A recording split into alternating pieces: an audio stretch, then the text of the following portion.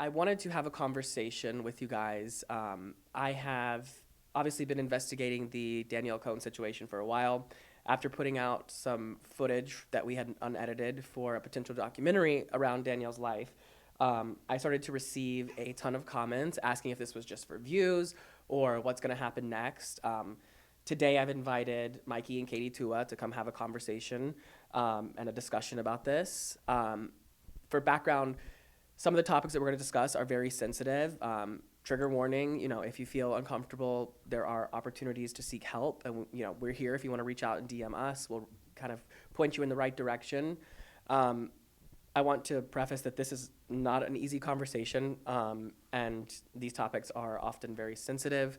I also would like to say that this morning I was woken up with death threats for doing this interview, and beyond that. So with that being said, we'll kind of dive into things. Michael Weist is a social media entrepreneur, a producer with vast experience in the recording and documentary world. He represents influencers who have a combined total of more than 400 million followers. He also worked with Danielle Cohn for some period of time. What's up, guys? It's Danielle here. Welcome back to my channel. I'm back with another video this week. So many issues here: child porn, the exploitation of children for financial gain, attracting predators to watch, and creating drama and harm to a child. Danny, show them your body so they can be quiet. I hadn't done so much research about Danielle. I didn't know that there was so many people had opinions about this young woman, because the one thing that I will say is that Danielle is a sweet girl. Well, I'm going to leave Nashville. And I'm like, is that what you want? We just had a whole different conversation. She's like, no, I want to support my mom. I think that I should be able to provide for my family. And I'm like, your mom just literally convinced you that you're supporting your family and that that's the right thing to do. And your heart's so big that you think that that's the right thing to do, but it's in reality, your mom is manipulating you. That is what breaks my heart. They don't really have a lot of proof for me because I just don't care. I know deep down what goes on in my life. And Yeah, exactly. The only really thing that matters is that I know and the people close to me know. So Yeah. I really don't care what the internet thinks.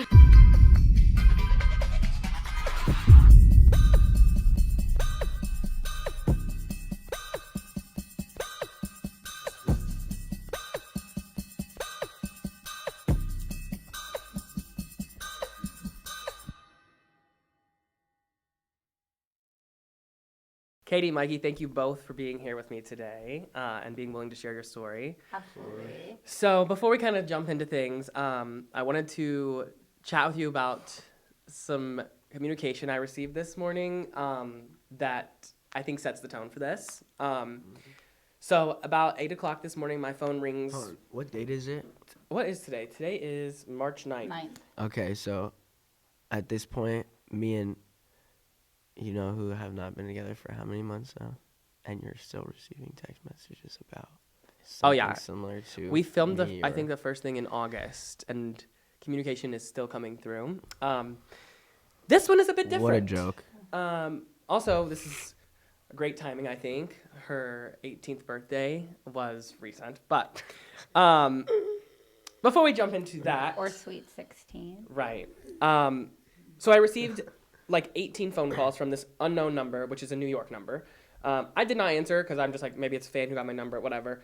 Then I received the following text messages, which has explicit language and may trigger. So, you're a push fuck. That's why you don't answer your phone. You're also stupid. Misspelled your.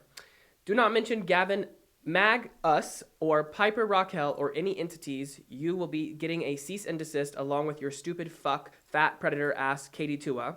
Thank God we have the power to fucking destroy you if you take one step towards my family or my likeness. Be careful who you are dealing with because you don't shit. You are a bad boy, a gangster, but be motherfucking careful. You can tell that fat lady Piper and her empire ain't going nowhere, and she's just about to get her channel back, you fucking dumb fuck. I said, it's 8 a.m. Who is this? LOL. They say, "Oh, little boy, wake the fuck up. Your worst motherfucking nightmare." Misspelled your again. It's Teresa Magnus, I can tell you. "Stay away from kids, Piper and Gavin, or anything about them. Those are hardworking motherfuckers, not you and Juice Krate, motherfucking influencers. You're a fucking joke." Again, misspelled your. "I have my own interview with Chris, and we're going to interview on Crenshaw." That is what I'm assuming is a death threat. Like, I don't know. Chris is not going to Crenshaw. "Keep talking. You'll be getting a cease and desist shortly. And you will be in prison, not Tiffany's. She's the good one. Your little Kasey Tua friend. Oh, I got everything on her. Her abusing children." I literally said, "Who is this? LOL. "Her fucking hurting kids. Her daycare was shut down. Try Gavin or Piper or his connections. Try us. Try one time, motherfucker, to mention his name at all, or Katie, do it." I said, "You do not scare me, but clearly you scared." They said, "Shut the fuck up, you gay motherfucker. You ain't no hood bitch. You a gay rat, gay fuck." I literally said, "Shut the fuck up, fuck off." I'm literally putting all of these in the video. They then go on more and saying, "Cool, you'll be getting a cease and desist today. Tell him Lamar sent it. You are dumb. I'm telling Chris everything I saw on Katie and her crew. You can cease and desist, up to you." I don't know if that means I'm going to cease and desist, or I'm going to send you a cease and desist, whatever. "You fuck with the wrong people. These kids are fucked up." That very quickly changed when I said, "Speak English. My God." Then they said, "Oh my God, gay shit." And You idiot! You can't you can't send someone a cease and desist without an address. also, they like, don't know your cease and address. desist what? What? Yeah, true. What? What the is fuck it? is there And to how cease does and this desist? conversation have anything to do with them? Right. I still don't know who this is. They then say, "I sent this to my attorney, blah, blah, blah." I was like, okay, whatever. It quickly changes after I say, "I would love to have an honest conversation with whoever you are, Piper and Gavin, about whatever this third side of the story is." They go on to say that there's this hidden side of the story, which is several text messages. "We can't wait for your fall and Katie's. The war is on. She's not destroying Piper. She's the very one that allowed Mikey, blah, blah, blah." I then say, "I'm happy to interview Piper, Gavin, and you, whoever you are, still unnamed, and have an honest conversation." They then say, "Call, blah, blah, blah." They have not responded since the last message, which is, "Let's talk." Like, what is it? However, Teresa Magnus DM'd me on Instagram and said, "What is your number?" right before I got these texts. And Gavin has my number, so I'm assuming this is coming from someone in the Magnus or Piper Rockhill world, which... Yeah. I actually received text messages very similar to that when the whole Piper, when her account got demonetized.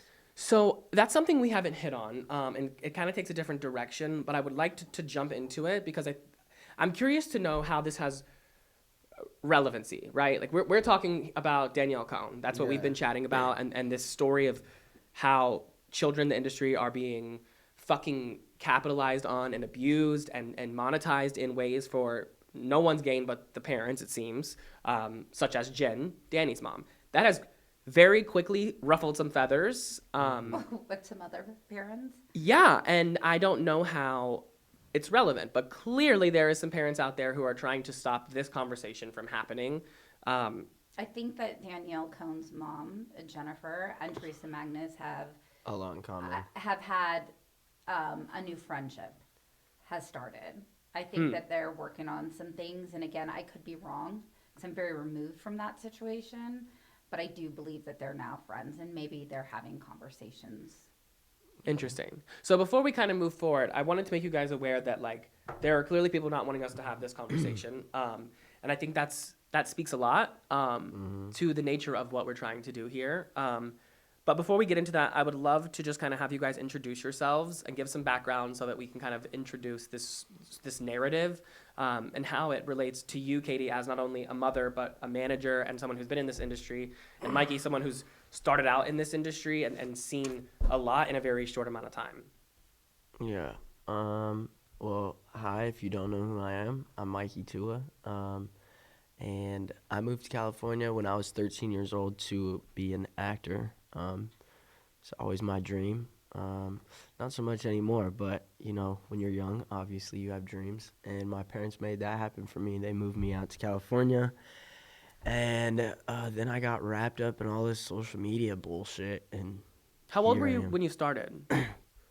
I would say, like, I had Instagram, like, when I moved out here. I had, like, 500 followers, and I thought I was the shit.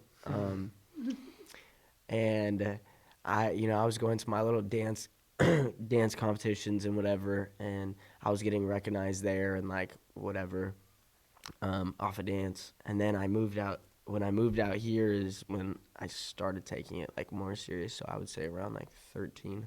But not even like social media seriously. Like I was just like Entertainment. I was just like posting like what I would do during the day. So you moved here when you were 13. Yeah. And Katie, what, I guess, as a mother, what made you say, let's do this as a family and move here and make that kind of leap of faith?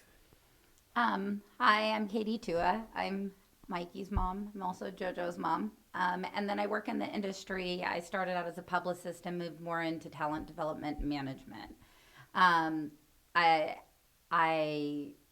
had 2 kids, and they loved dance, and we were traveling all over for dance, and they loved being on the stage. At that point, we had been approached by some agents that were out in LA. I thought that they would be great for acting, and the boys were, part of those conversations at these dance conventions. Like, that was the ultimate, prize, not a trophy. It was to get one of these meetings with agents, and they were approached by several of them. And I actually didn't know what to do because there was a few offers on the table, and it was like, we didn't really know anybody in LA to be like, let me call my friend in LA to say, which one do you go with? Yeah. Right. So we actually left it up to the boys, and they just were working so hard, and nothing ever made them happier than to be in those dance classes, on stages, entertaining people, making people happy. Yeah, I was gonna say that's really what it is just entertaining people. And I guess Yeah. what made the decision to like switch from dance and you to say, okay, we're going to move to LA, make that leap of faith, and then decide to go into social media and take that seriously? We had these 2 really sweet little boys that were just, mom and dad, please. But you said, repeat that question. You said to like, when did I like start taking it Yeah, I guess what serious? was the catalyst that made you say, I'm going to do social media. I'm going to be an influencer. Okay, well then let's just So jump into it. Then yeah. basically I started dating someone who was big, and I kind of was like, that was like her priority, and because we were together, like it was It was part I of would the say, lifestyle. yeah, it was kind of just like, yeah, the And who was that? Was lifestyle. that Danielle? Yeah. Okay. And we were doing it, but we were doing it before then. Right. Yeah, for sure. But we were very traditional when we came out here. My husband and I made the decision that I would come out here with the boys, and my parents, they only lived like 6 houses away from us back home. And so Literally. my whole side of the family actually lived right on our same street. So we made arrangements. Their grandparents actually sold their home and moved into our home. And then my husband, their dad, was there with them. So we actually made huge life changes for all of this to happen. Yeah. right. Big And that's a sacrifice. sacrifice that as a mother is probably challenging because stability, you want to provide that for your children. I'm sure it's scary. It was scary, but we did it, and it just felt like the right thing to do. And when we came out here, so all of our family was back in Seattle, and we really felt, or I should say me and the boys really felt like we wanted to be as productive as we possibly could during the day, because so many people were making all these sacrifices to make what they wanted to do be a reality. Right. And so originally in the beginning, the boys were so awesome in the beginning. We just did social media very To the minimum. right? Like we would go Things on you needed vacation. to amplify your portfolio as like a dancer and entertainer. Yeah, Yes, Right. and we were exactly. making that transition from them being dancers to now dancing on screen for commercials and then in TV shows, and that is what transitioned them into more acting. Was that the vision, Mikey, to move into acting? So the plan was to move into LA Yeah. and kind of vision, yourself into an Well, actor? kind of just see where the dance takes me. Like, Okay. And that's what the And- agents and- had said to us, yeah. is that you start You start off with dancing, and then you maybe start going into music, maybe start going. And you discovered that you needed And, social media to help sell yourself. Yeah, Right. exactly. And in the beginning, you agent didn't or need it, like- casting directors and stuff, they look at your social media and like make sure you had like a clean image and stuff like that. Right. So we kept it very clean, very traditional, but it wasn't the priority. Yeah. The priority was always Acting classes, dance classes. We would go to like 5 auditions a day, and that's back when there was MapQuest, And sometimes I would, right? And the boys would print it off. I was even doing like extra work, like Yeah, Yes. like background. Absolutely. to really, help make like some money to like help We- out as much we as I very love much it. so tried to be hardworking and Right. stay in the zone of not, because I had done a lot of research before I had come out here, and I continued to do the research and read and educate myself to be the best that I could be for them, to give them the supports that they needed. And so, when you're on set, you're supposed to be seen and not heard as a parent. They want the children, they don't want the parents. I followed all of the rules, and I read everybody's books, and so it was very like we would have 5 auditions a day. The boys would, print out the MapQuest. We'd go spend the whole day, doing auditions, and then the boys were so amazing. They would print out like casting directors, and they would walk into these casting directors and shake their hands and hand them And their headshot and resume. agencies. Wow, Yes. that's admirable. A lot of people don't do that anymore. And that is actually how they got their theatrical agents. My brother actually. I'll just say you guys were working your asses My off. brother literally hopped out of a moving car to walk on a set of a movie or something that Seth Rogen was working on, and Seth Rogen and him had a conversation. That's actually how Joey got his Agent. commercial agent, was through Seth Rogen. That's great. That's cool. Yeah, Osborne. and he was on set for like 4 hours. I mean, we were just hustling, doing The most. but we were staying in our lane. And then it wasn't really until JoJo had he had this great opportunity. He had been up to the Disney execs a few different times, and it really came down to him and one other kid. Star Wars. And at the end of the day, it was the right choice, but they went with a kid that was had higher numbers and Sorry. was more well known. So we were like, Yeah. okay, we really should prioritize social media a little bit more. So Yeah. we started to add it as part of our daily routine when we would go to, But just Instagram. Yeah, Like just musically Instagram. was like really popular, but But I we was didn't just I didn't participate. care about it. Right. I was And at just that like- time, that was Musically is now TikTok for those who don't know. Yeah, and I yeah. think that the culture, which is my next question, is, at that time when you were starting, how was the culture? Like, what were your first impressions as a mother? You're starting to kind of do social media, and you're learning some of the ins and outs of this space that is very niche and also very small, but also massive. What was the community like? What was the atmosphere? And what were your impressions? For me, it was I feel like in the beginning, my mom literally would just sit in the car. She didn't want to be involved. Let you kind of spread your wings. Yeah.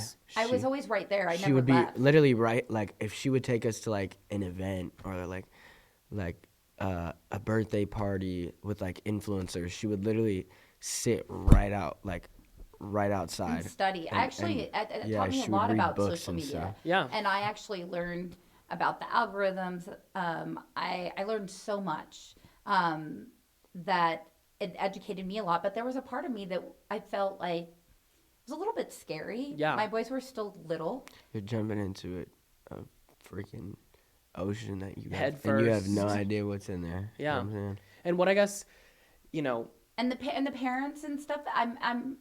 I mean, listen, there's some really nice people out here. because obviously there's like the world of dance moms, right? So I'm Yeah. sure you're used to that. How did that, I guess, change, or did it change as you start to navigate with your sons going into social and So the parents would actually come out. It was funny. So I'll never forget Sebastian Topete's mom. She was very, very sweet. And I remember that she would come out to the car and she'd knock on the window. Yeah. She'd be like, Katie, have you been sitting out here this whole time? And I'm like, yeah. And she's like, well, why didn't you just come in? I'm like, oh, no, I'm sitting in here with my blanket reading my books. And she was always very sweet. And, she would invite the boys to things. There was a lot of really good moms that were very kind. And my boys were likable. They're likable boys. They are social. They're very comfortable in their own skin. And so they were received well in that community, which I know for some people can be very hard. But I think for me, I always had my guard up. As you should, as a mother. Well, and I was always kind, but I just didn't want to get involved because I wanted my boys to continue to stay motivated and focused for what we came out here for. Because the other thing is that our family was living back home.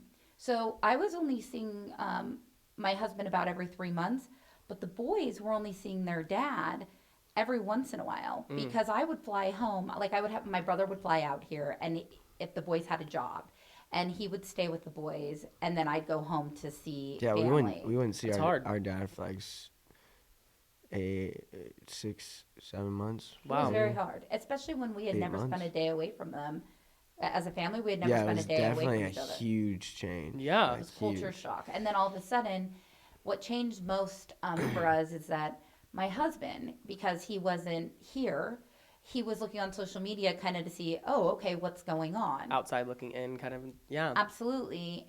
Or my family. He always Yeah. he always thought we were just like out partying, but like when I first started, like partying was like It's networking. going and network. Like that's what Absolutely. I have to People do. don't think And they that's were, part of the well, and they culture, were but- little. I was sitting in a car, out there. But My dad would call her and be like, he'd be like, so wait a minute, you guys are at this, Party? whatever we're at, Yeah. and it's midnight, and I'm like, LA is very different. It's they would go and they would do all their training, and then maybe they'd work for a few hours, and then afterwards there's this whole culture about it.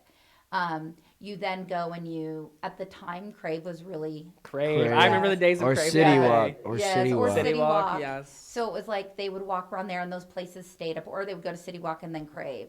And so they were networking. And you need to be at those places to meet other creators, who, Yeah. and collab. And I think that's definitely part of the culture that people don't often understand is like a necessary part. Absolutely. And they were learning from these other kids Yeah. as well.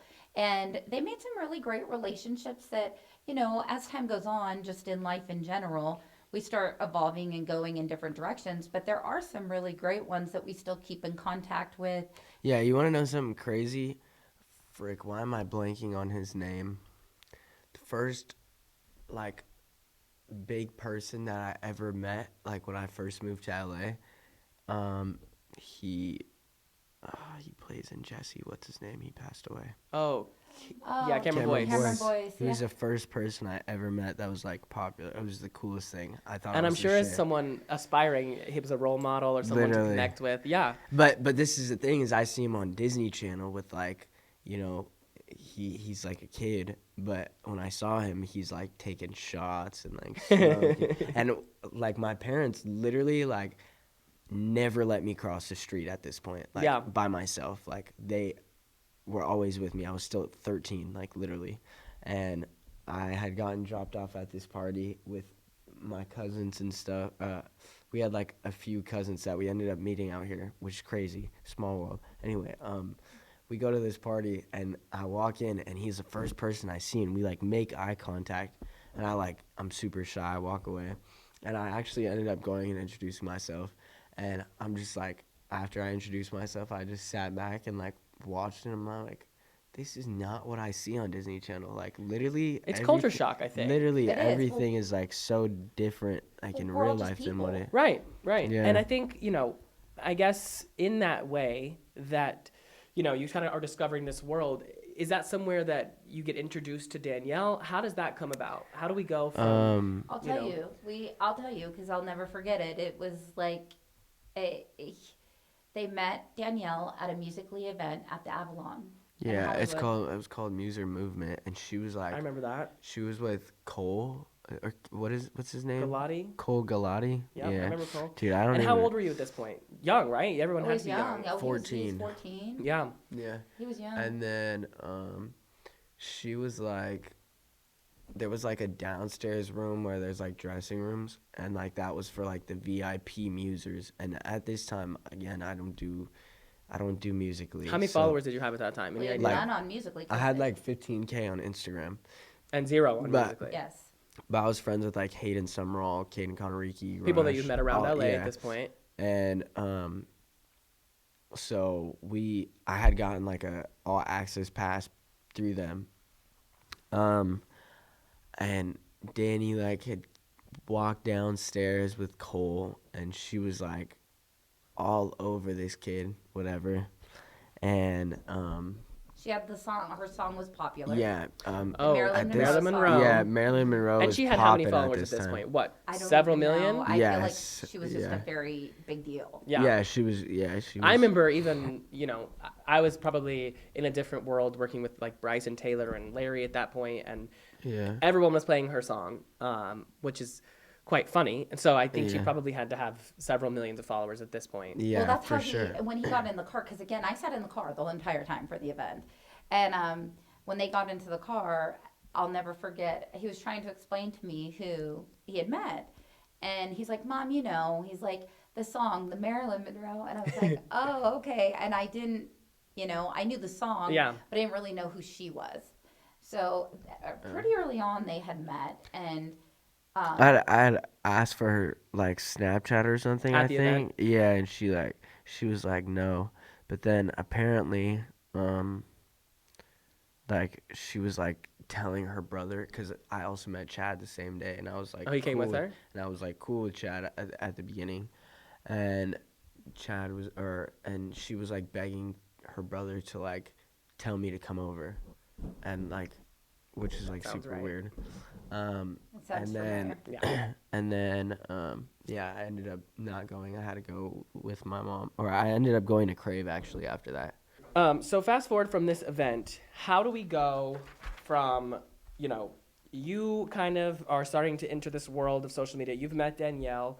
I guess, what were your first impressions of that? And then what happened next, right? Like, how do you go from meeting this girl into the world of Danielle Cohn? They definitely would see each other at Yeah, but events. Networking I didn't events. see her for a while after that, like probably like 4 or 5 months, 6 months maybe, and it was at another event, which was a Rock Your Hair event, and at this time she was with Sebastian Topete.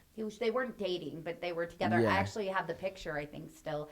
Oh, Yeah. she was in a blue dress. Yeah, And there's a picture of her in a blue dress, and she's got Sebastian on one side, and she's got Mikey on the other. yeah, and The infamous picture. And yeah, so I asked her for a snap again there, and she gave it to me. And then I didn't like ever hit her up. Like I just had her on Snap. And then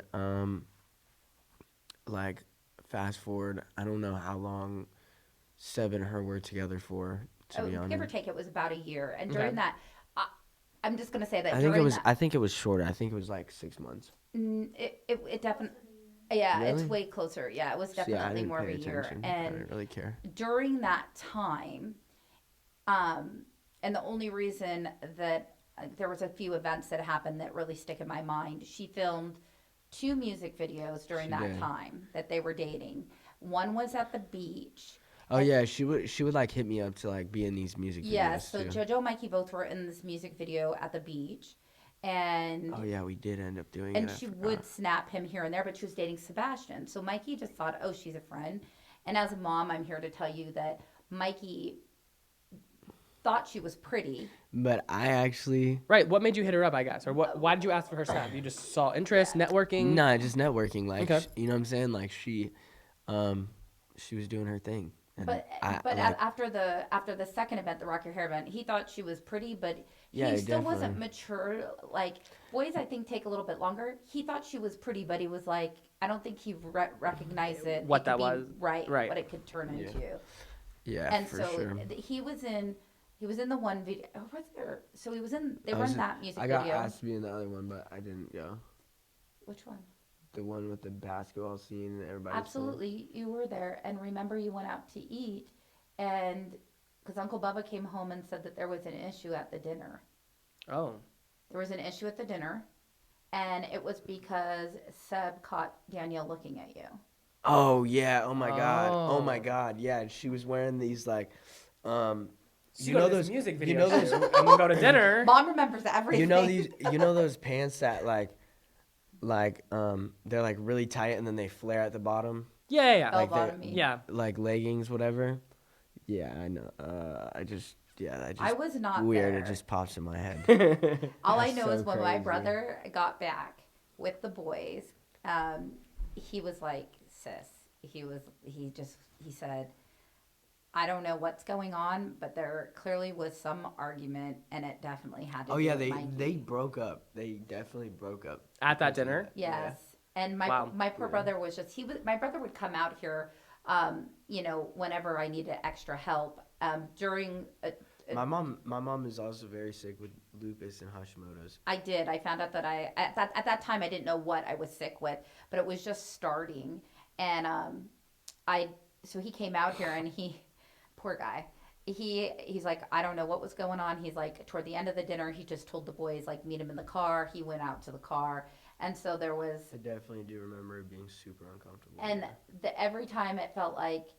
There's a few times that if she was having issues in her current relationship at the time, she would reach out to Mikey. Yeah. Okay. And Mikey was friends with the boy that, she was currently dating. And so... I think at that point he just kind of thought, oh, we're all friends. Like, you just need somebody to talk to. Yeah. And I'm friends. Hold on, re-say that. That's gross. So if you're friends with both parties, you're there for both of them. But at this point, I'm friends with everybody.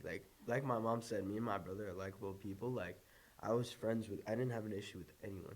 Absolutely. Yeah, and you were trying to be friendly and be an ear to lean on, I'm sure. 100%. But there definitely became a point, animosity towards me and which was unfortunate because I think now we've worked through all this and we absolutely love Seb so much. I love you, Sebi. So I think in that moment I'm sure as a mother you had to realize that there were some flags. If you hadn't noticed them before, then there had to be flags about this industry, about this culture, this space. What were some of those? What were your initial thoughts in that moment of, Well, one of the things that I did notice with that particular situation is I noticed that, Danielle had to have a boyfriend and that they were always together. And I did think twice about some of these things. And, I feel like they're publicly acknowledging this relationship. As an adult, we know that these relationships are likely not going to last forever. Right. Let's be honest. right. And if they do, wonderful. I'm not here to destroy somebody, and I'm not here to tell somebody, who you can love. It's just statistically, you probably aren't going to marry this person and spend the rest of your life with them. So I thought, gosh, I thought that was strange. And then I thought, I didn't see Danielle ever with a lot of friends. And again, Which probably seems strange. it did because, when I was growing up, I was always with my girlfriends. And I have all brothers. I have guy friends too. But I was always with my friends. And she was always with her boyfriend at the time. And you'd think someone with 15 million followers or however many at this point, Doesn't have friends. and, living in LA with the hit song, probably would be out with their friends, especially young, not committed to a relationship that's Right. not mature. Yeah. Correct. And so I did notice, there were some things that I noticed, but again, I was kind of on the outside because they were just friends. And we didn't see Seb as much anymore either. Yeah. Seb was always really great, and he was one of the driving forces behind my children really jumping into social media and introducing. Help us out and, introduce us to people and stuff. As a matter of fact, the party that he was talking about with Cameron Boyce, they were actually at Six Flags that day. And Seb came out and said, hey, Katie, because I sat in the parking lot where they went to Six Flags. He said, they go to this party. It's going to be really good for them. I said, sure. How are you getting there? He said he was going to Uber. I said, I'm driving you. Like, we don't do Ubers. I'm driving you kind of thing. So he really was a great friend, and he was a driving force behind my boys kind of networking in that circle. Right, yeah. So then when their relationship came to an end, I noticed Danielle. I got a call when they... Yeah. From Danielle. Yes. From... Oh, no. Let me rephrase it. I got a call from... What is the kid's name that used to live in her same building? She also had like a little thing with him. C, he's on a show now. Oh, Case. Case Walker. Yeah. Yeah. I got a call from Case, and it was Danny. And I was like, From his number. From his Snapchat. You know, Oh, you yeah, on yeah. Snapchat. So it was like her, and she was like, I was like, why are you calling me on, like, you have me on Snapchat? And she was like, I just broke up with Seb. She's like, teach me how to play Fortnite, all this stuff, like, obviously being flirty. And she had, like, ended up snapping me her number, and we FaceTimed and played Fortnite. This was the day they broke up. Obviously, at this point, I'm friends with both Danny and Seb. And you're trying to be friendly. And... So I'm just like... That maybe this will blow off, Yeah. blow over, and they'll get back together, or Yeah. maybe they're just having an issue. Yeah. And that's what I just thought they were friends. Yeah. And then, yeah, we played Fortnite. And then she ended up asking me to, like, hang out. Like, she hit me up, like, the next day, and she was like, let's hang out. And I was like, okay. And I forget what we were doing, but we ended up going to her apartment, and holy fuck, it was a mess, and it smelled like cat shit. Well, How did you meet Danielle? Like, let's fast forward in time. How did you, I guess, not meet Danielle, but let's fast forward into how did you start dating Danielle? You had this conversation. You guys started talking. They broke up. I went to her place, like, the same week, basically, that they broke up. Jen And called started, me. Yeah, we started Jen hanging called out. you. She called me. And Yeah, she said that they were moving. Yeah. And they were moving from the Were apartment. you and Jen friends at this time? Not at all. Well, you guys, not friends, but, like, they knew each other, have had a few conversations. From just like moms in the industry. Well, because Yeah. Sebastian's mom was At this my point, friend. we're still, like, me and Danny are still friends. Okay. And so it was just So always you get like a call from a fellow mother. Right. Yeah. But it was always a hi and bye. So this was actually a different call. This was a strange call because she was a lot more friendly. Yeah. And I was like, okay. And clearly she wanted Mikey over. They said that they were moving. Yeah. They were in an apartment across the street from Universal, and they were moving into a home, and they needed some help. And Yeah. if you know anything about the Tuas, all you have to do is use that magical word, which is help. And we're like, and we all activate. Good people tend to help others. Yes. So I'm like, okay, boys, what we're gonna do? We're gonna go over there, and we went over to her apartment, and she ordered pizza because I wouldn't even drink water if you paid me from that place. Just keeping it real. I mean, been there, done that. Me and Carlos literally went and bought bottles of water. I was like, I'm not doing that. I mean, honestly, I wouldn't even if it was a sealed bottle of water in the refrigerator, I couldn't. Oh, I had to get fresh ones. Yes. I'm not getting it from the house. Yes. No. No. But anyways, you get a call. But I did wrap it up to the fact that I thought that they were moving. And we had that conversation. I'm sure they're moving. Things are just scattered. We're helping them. We're going to help them move. And we did. Harry Tang helped. Rose, Connor Shane's mom, who was really close with her at the time. She helped, and we all just we helped. She was also, like, Jen's assistant. Like, Oh, really? At that point, Yeah. she was moving into that role. They were really good friends, and she not Danny's assistant, Jen's assistant. Jen's assistant, correct. And so we were over at the new And a house. maid. She was a maid. Oh, as I'm well. sure. Oh. Well, do they do a good job? I mean, I just felt bad for Rose. So we go to the new house, and we are unwrapping whatever the box is. And the kids had said to us, mind you, the one thing that my husband and I talked about when we came out to LA is that our children will never be in a car with somebody else driving. Yeah. I mean, even little, my mom and dad were like that. Yeah. And I'm like, he's like, that's why you're there, and I agreed with him. I didn't want that. Yeah. So basically, we ended up taking Jen's car. Danny Cano, this kid named Matthew? Max,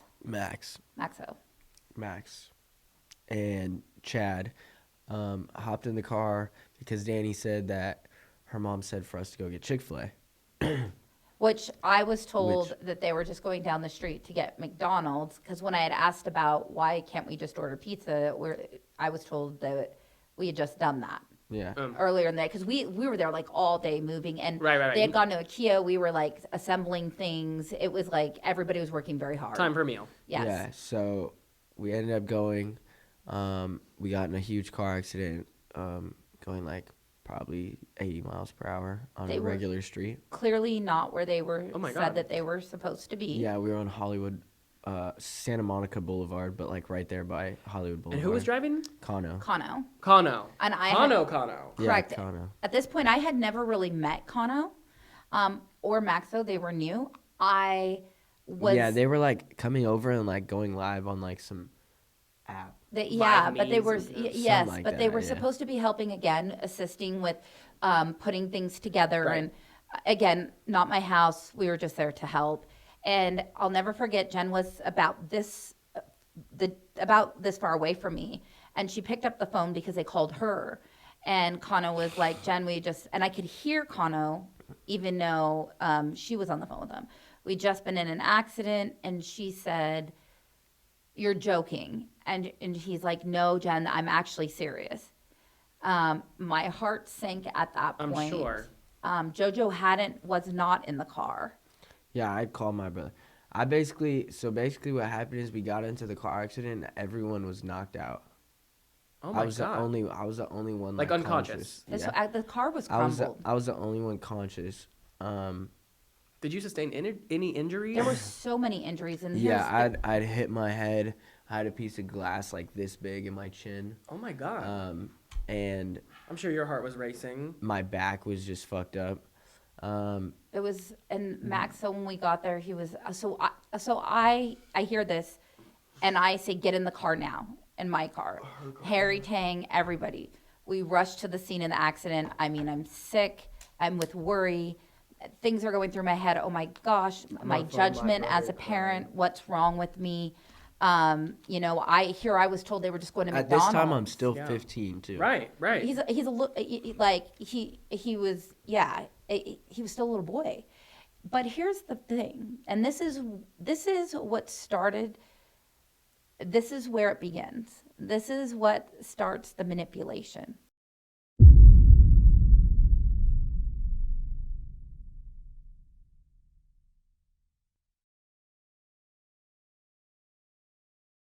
I'm sure Jen was frazzled too. Oh my gosh, absolutely. And from one mom to another, all I cared about is just that all the Yeah. kids were taken care of and that they were getting checked out. We go up to give her medical information. So this is where it begins. They ask her age. Okay. And the answer? And the answer was, that moment always sticks in my mind because people are like, "Katie, how could you have not noticed?" You meet people all over and they're like, as a mom, you should have been able to notice these things. And people always want to blame someone, right? And it's fine. But I'm like, if you had been in some of the in the situations that I had been in with this family, you would have believed it too, because no mom would ever put their child in harm's way. Right. And for this particular injury, giving her proper age Was necessary. was absolutely necessary to her healing.